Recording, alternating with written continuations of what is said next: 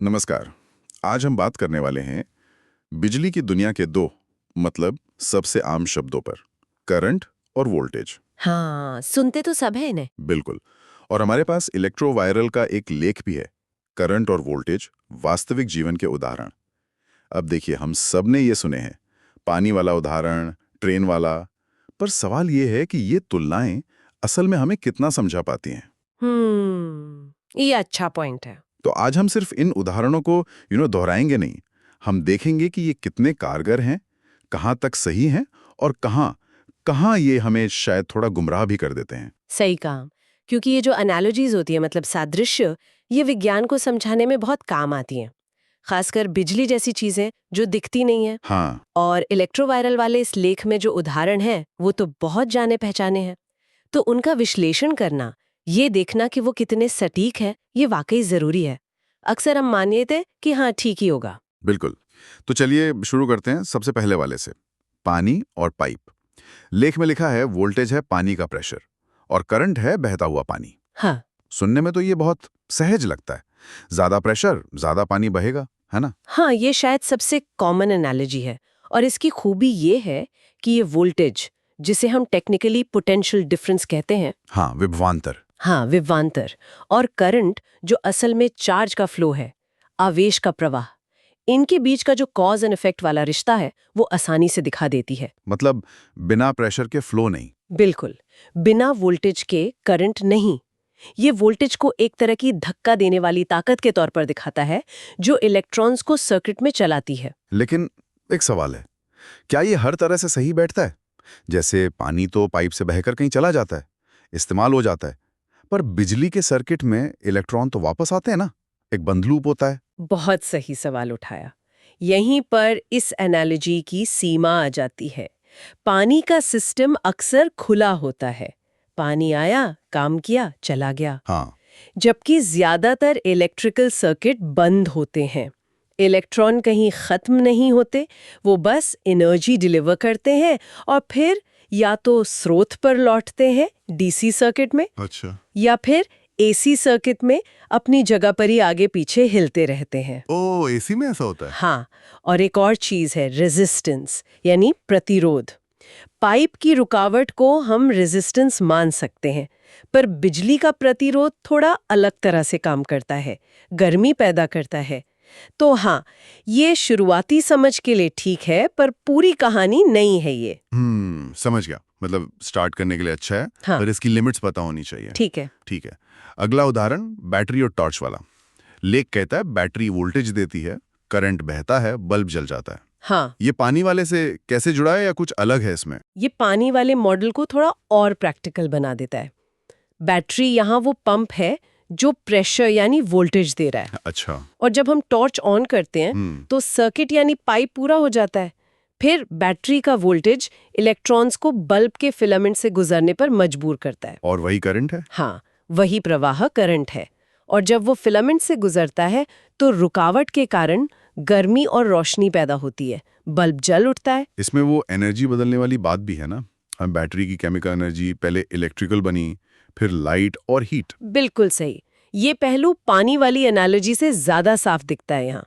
ये दिखाता है कि सर्किट का मकसद सिर्फ चार्ज घुमाना नहीं, बल्कि एनर्जी को एक जगह से दूसरी जगह ले जाना है और उसे किसी काम की चीज में बदलना है। हाँ। बैटरी एक स्टोर्ड एनर्जी का सोर्स है। और ये भी देखिए, अलग अलग बैटरी का वोल्टेज अलग होता है, 1.5 वोल्ट, 9 वोल्ट। हाँ हाँ, और उनके डिस्चार्ज होने का तरीका भी अलग होता है। कुछ बैटरी कोशिश करती हैं कि वोल्टेज आखिर तक लगभग एक जैसा रहे, कुछ का धीरे धीरे कम होता जाता है। ये सब बारीकियां पानी वाले मॉडल से समझना मुश्किल है। तो बैटरी वाला उदाहरण एनर्जी सोर्स और उसके बदलने को बेहतर दिखाता है। अच्छा, अब वो ट्रेन वाली तुलना, ये थोड़ी अलग सी लगी मुझे। हाँ, वोल्टेज को इंजन की ताकत कहा है और करंट को चलती ट्रेन के डिब्बे जो एनर्जी ले जा रहे हैं। मतलब फोकस एनर्जी ट्रांसपोर्ट पर है। हाँ, ये एनालॉजी एनर्जी ट्रांसपोर्ट वाले पहलू को बहुत अच्छे से पकड़ती है और ये बिजली के सर्किट का मुख्य काम भी है। अच्छा। जैसे ट्रेन सामान या लोगों को एक स्टेशन से दूसरे स्टेशन ले जाती है, वैसे ही करंट यानी ये डिब्बे बिजली की एनर्जी को सोर्स से, बैटरी या पावर प्लांट से लोड तक, मतलब मोटर या लाइट बल्ब तक पहुंचाते हैं। और इंजन यानी वोल्टेज? हाँ, इंजन या वोल्टेज वो खींचने वाली ताकत है जो इन डिब्बों यानी चार्ज को चलाती है, एनर्जी ट्रांसपोर्ट को मुमकिन बनाती है। ये मुझे इसलिए इंटरेस्टिंग लगा क्योंकि ये करंट को सिर्फ बहता हुआ नहीं दिखा रहा, बल्कि एनर्जी ढोने वाला दिखा रहा है। बिल्कुल। पर क्या इसकी भी कोई सीमाएं हैं? जैसे ट्रेन तो एक ही दिशा में जाती है, पर एसी करंट, उसमें तो चार्ज आगे पीछे होता है, आपने बताया था। बिल्कुल सही पकड़ा। ये एनालॉजी डीसी करंट के लिए, मतलब डायरेक्ट करंट के लिए ज्यादा अच्छी है, जहां चार्ज एक ही दिशा में बहता है, जैसे बैटरी वाले उपकरणों में।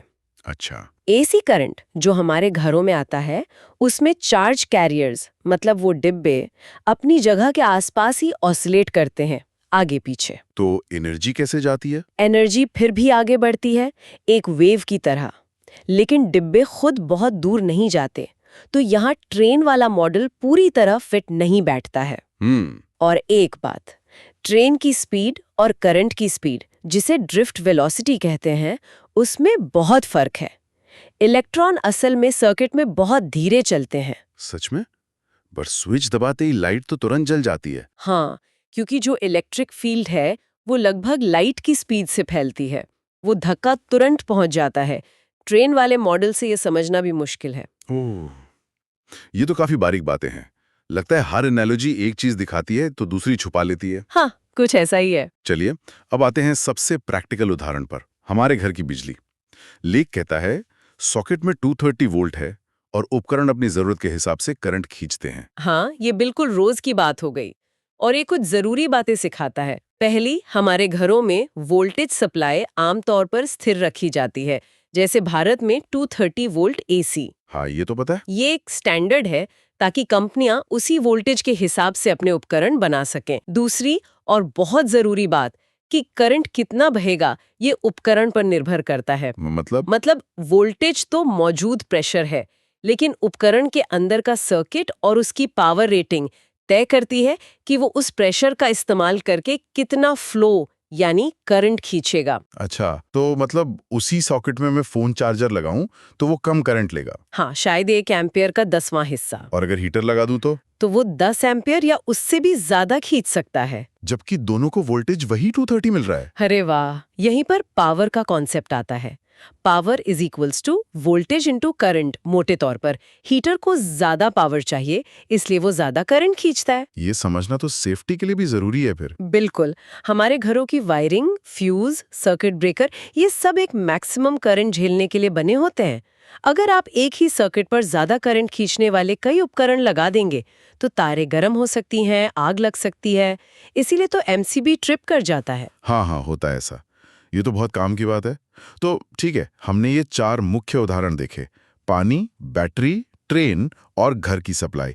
इन सबका विश्लेषण करके मतलब क्या निचोड़ निकलता है? निचोड़ ये है कि ये एनालॉजी सीखने के लिए बहुत पावरफुल शुरुआती टूल्स हैं। ये मुश्किल कॉन्सेप्ट्स को रोजमर्रा की चीजों से जोड़कर समझने में मदद करती हैं। हाँ, जैसे पानी ने प्रेशर फ्लो दिखाया, बैटरी ने सोर्स और एनर्जी बदलने का आइडिया दिया, ट्रेन ने एनर्जी ट्रांसपोर्ट पर फोकस किया, और घर की सप्लाई ने इसे प्रैक्टिकल बनाया, लोड पे निर्भरता दिखाई। लेकिन जैसा हमने बात की, हर एक की अपनी कमियां भी हैं। कोई भी एनालॉजी 100% सही नहीं है, और अगर हम सिर्फ उसी पे अटक जाएं तो गलतफहमियां भी हो सकती हैं। एकदम सही कहा। ये याद रखना बहुत जरूरी है कि ये सब सरलीकरण है, सिंप्लीफिकेशंस हैं। असलियत में बिजली की फिजिक्स कहीं ज्यादा गहरी और बारीक है। उसमें electric fields, magnetic fields, AC circuit के फेजर, पावर फैक्टर, बहुत कुछ है। ये एनालॉजीज उस गहराई तक नहीं ले जाती, लेकिन हाँ, एक मजबूत नींव जरूर रखती हैं जिस पर आगे की समझ बनाई जा सकती है। बस जरूरी ये है कि हम इनकी सीमाओं को भी जानें। तो इन आम तुलनाओं का विश्लेषण करके हमें ये भी समझ आता है कि कैसे मुश्किल वैज्ञानिक विचारों को आसान बनाने की कोशिश होती है, और उस कोशिश के फायदे और नुकसान क्या हैं, ये भी एक तरह की सीख है। हाँ बिल्कुल, ये मेटा लर्निंग जैसा है। हम सिर्फ कॉन्सेप्ट नहीं सीख रहे, बल्कि ये भी सीख रहे हैं कि कॉन्सेप्ट कैसे सिखाए और समझे जाते हैं, और वो तरीके कितने असरदार हैं। और आखिर में श्रोताओं के लिए एक बात सोचने को छोड़ जाते हैं। हमने देखा कि ये एनालॉजीज करंट और वोल्टेज के बेसिक सिद्धांत समझने में मदद करती हैं, पर यह सोचना कितना कमाल का है कि इन्हीं बेसिक सिद्धांतों पर बनी टेक्नोलॉजी कितनी ज्यादा जटिल और फैली हुई है। हाँ, ये तो है। एक छोटी सी टॉर्च से लेकर सुपर कंप्यूटर तक, एक पेसमेकर से लेकर पूरे देश के पावर ग्रिड तक, सब कुछ इन्हीं मूल नियमों के आसपास घूमता है। इन सीधे साधे नियमों के इस्तेमाल का दायरा और उनकी ताकत सच में कितनी विशाल है, इस पर जरूर सोचिएगा। अगर वीडियो अच्छा लगा हो तो लाइक, शेयर और इलेक्ट्रो वायरल चैनल को सब्सक्राइब करना मत भूलें।